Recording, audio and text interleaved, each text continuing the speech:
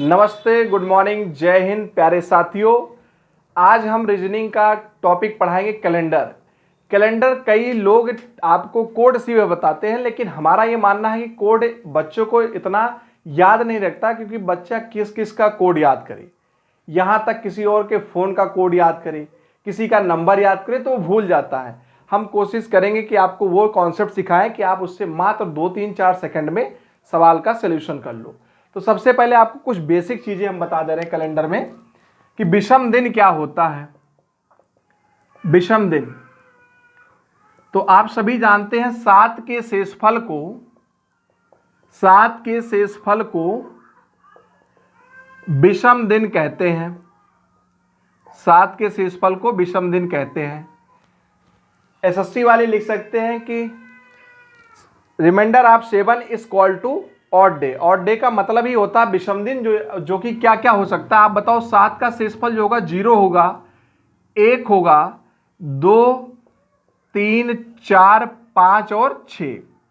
इससे ज्यादा नहीं हो सकता, क्योंकि आप सभी जानते हैं कि जिससे भाग देंगे शेषफल उससे बड़ा कभी हो ही नहीं सकता। अब आ जाते हैं, पहले हम कहेंगे वर्षों में विषम दिन।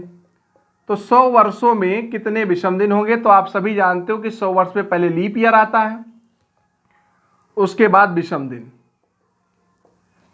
तो 100 वर्षों में सभी लोग को पता है कि 24 लीप वर्ष आते हैं, 24 लीप ईयर आते हैं। और इन विषम दिन निकालने के लिए आप सबको पता है, जैसे हमने आपको बताया था कि 5 वर्षों में कितने विषम दिन।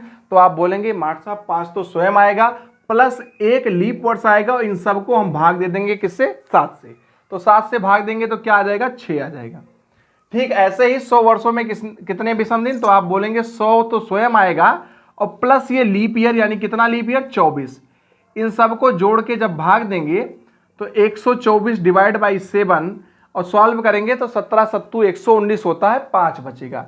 यही कहा जाता है कि 100 वर्षों में 5 विषम दिन होते हैं। 200 वर्षों में अगर आपसे पूछा जाए तो 200 वर्षों में 48 लीप वर्ष होता है। इसका मतलब 200 स्वयं आएगा और प्लस 48 लीप ईयर आएंगे। डिवाइड करेंगे तो 248 बटे 7 करेंगे तो 7 का पहाड़ा पड़ेंगे, 7 तिया 21। तो शेषफल जो बचेगा 42 तक कट जाएगा, बचेगा कितना, 3। 200 वर्षों में 3, और 300 वर्षों में 72 लीप ईयर होता है।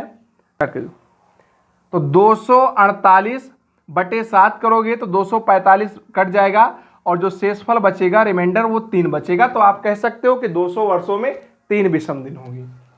फिर आ जाओ 300 वर्षों में। तो 300 वर्षों में 72 लीप ईयर होता है। तो 300 प्लस 72 बटे 7, तो 372 बटे 7, इसका मतलब कितना कट जाएगा, 7 पंजे 35, यानी 371 कट जाएगा, शेषफल बचेगा 1। फिर आ जाओ 400 वर्षों में। 400 वर्षों में 97 लीप ईयर होता है, क्योंकि 400वां वर्ष को जब हम 400 से भाग देंगे तो पूरा पूरा कट जाएगा। ये भी सेंचुरी लीप ईयर होता है, इस कारण से इसमें 97 लीप ईयर, यानी 96 प्लस 1, जिसको कहा जाता है 97। तो 400 और प्लस 97 डिवाइड बाई 7, 497 डिवाइड करेंगे 7 से तो 7 7 49, और बचेगा 7 1 9 7, तो जो आएगा 0, शेषफल 0 आएगा। अब इसी बात को आप डायरेक्ट कह सकते हो कि 100 वर्ष में 5, 200 में 3, 100 वर्षों में 5 विषम दिन, 200 में 3 विषम दिन, 300 में 1 विषम दिन, 400 में 0 विषम दिन। ये कॉन्सेप्ट आपको पता रहेगा तो आसानी से लग जाएगा कि विषम दिन कैसे निकालते हैं। अब सीधा आते हैं क्वेश्चन पे। जैसे एक क्वेश्चन ये है कि 26 जनवरी 1950 को कौन सा दिन है। 26 जनवरी 1950 को कौन सा दिन है। ये जीएस में भी पूछा जाता है और रीजनिंग में भी। अब इसे हम 2 पार्ट में बांटेंगे। तो इधर हम निकालेंगे ऑड डे ऑफ मंथ, यानी महीनों के विषम दिन, और इधर ऑड डे ऑफ ईयर। अब इसमें से 1 साल कम किया जाता है।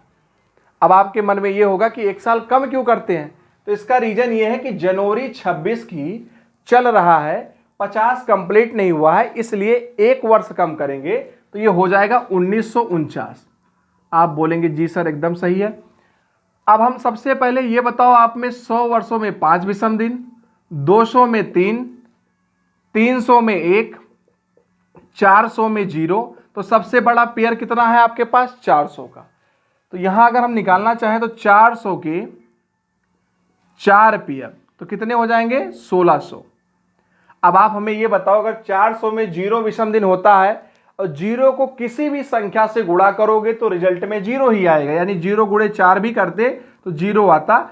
अर्थात आप ये कह सकते हो कि 400 के जितने भी मल्टीपल होंगे उसमें 0 विषम दिन ही आएगा। 300 में बचा 300, 300 में 1 विषम दिन, क्योंकि 300 में 1 होता है। अब बचा आपके पास 49, तो 49 वर्षों में 49 स्वयं आएगा और प्लस कितने लीप ईयर? तो लीप ईयर निकलता है 4 से भाग देने पर। तो 49 को 4 से भाग करोगे तो क्या आएगा? भागफल 12, 12 चौके 48, और शेषफल निकालने के लिए 7 से भाग करेंगे।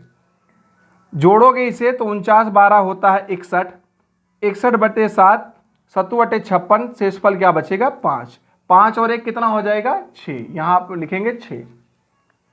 अब जाना हमें 26 जनवरी है, तो 26 जनवरी को जब आप 7 से भाग करोगे तो 7 या 21, शेषफल क्या बचेगा? 5।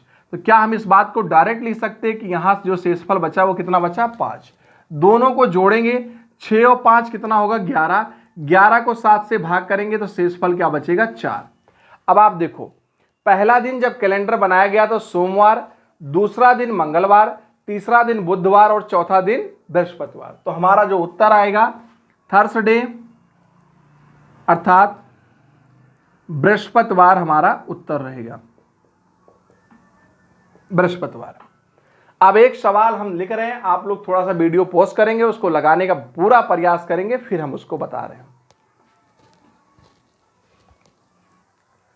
तो अब इस सवाल का उत्तर उम्मीद है कि आप लोग दे दिए होंगे। देखिए 15 अगस्त 1949 है, तो हमने क्या ट्रिक सिखाया आपको कि आप कहेंगे मास्टर साहब 1 साल कम कर देंगे इसमें से, तो 1948 हो जाएगा।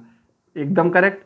अब आपके पास सबसे बड़ा पेयर कितना है? 400 का, तो 400 के कितने पेयर? 5 करोगे तो ज्यादा हो जाएगा, क्योंकि देखो बचपन में आपको कविता मैडम ने सिखाया होगा कि भाग और मोहब्बत औकात के अनुसार ही करना चाहिए। तो जैसे आपने 5 बार किया तो 2000 हो गया, 2000 का मतलब ज्यादा हो गया। तो कितनी बार करेंगे हम? 4 बार करेंगे। 4 चौके 16, तो 1600 में यानी 1 400 में 0, 4 का गुणा किसी 0 संख्या से करोगे, किसी 0 को किसी भी संख्या से गुणा करोगे, रिजल्ट में 0 ही आना है, तो यहां हो जाएगा 0। अब आपके पास बचा 300, तो 300 में होता 1। अब बताओ 1600 300 हो गया, तो यानी 1900 हो गया, कितना बच गया? 48। आप बोलेंगे एकदम सही।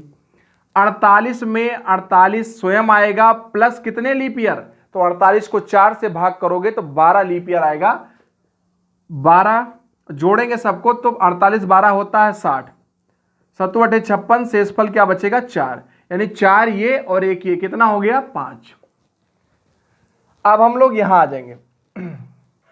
जनवरी में देखो, जनवरी से चलना, जनवरी में 31 होता है, 31 को क्या लिखते हैं हम लोग? 3 लिखते हैं। जो मंथ 30 का होगा उसे लिखेंगे 2, जो 29 का होगा उसे लिखेंगे 1, जो 28 का होगा उसे लिखेंगे 0, क्योंकि शेषफल से ही मतलब है, बाकी और किसी चीज से मतलब नहीं है। अब देखो जनवरी में 3, फरवरी 48 की नहीं, जो यहां लिखा 49, तो 49 कैसा ईयर है? नॉर्मल ईयर है, तो वहां लिखा जाएगा 0। मार्च में 3, अप्रैल में 2, मई में 3, जून में 2, जुलाई में 3, अगस्त पूरा नहीं जाना, अगस्त की दी हुई तारीख आप देखेंगे तो होगा 15, 15 का मतलब 1, 14 कट जाएगा, 1 बचेगा। अब एक तरीका तो ये है कि आप सबको जोड़ के भाग दें, बट हमने आपको ये नहीं सिखाया। हमने ये सिखाया कि 7 के मल्टीपल को कैंसिल ही कर दो, 3 और 3 6 और 1 7, 2 2 4 3 7। अब बच कितना गया?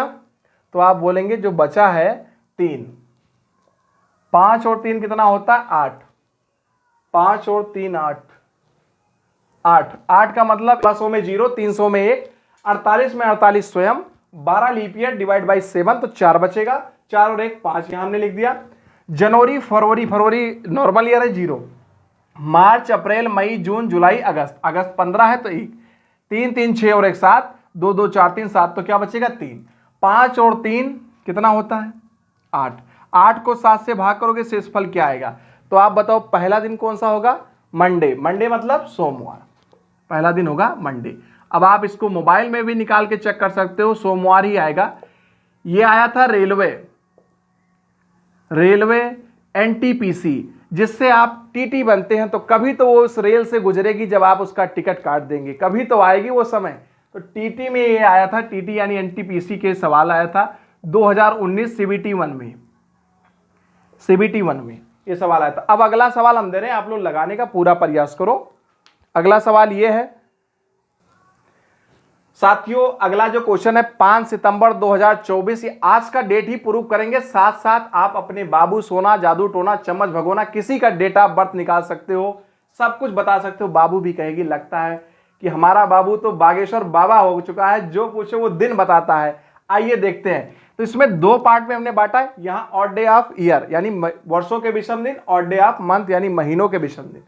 तो 24 है, तो आप बोलेंगे मार्ट साहब 1 साल कम करेंगे, 2023 आएगा।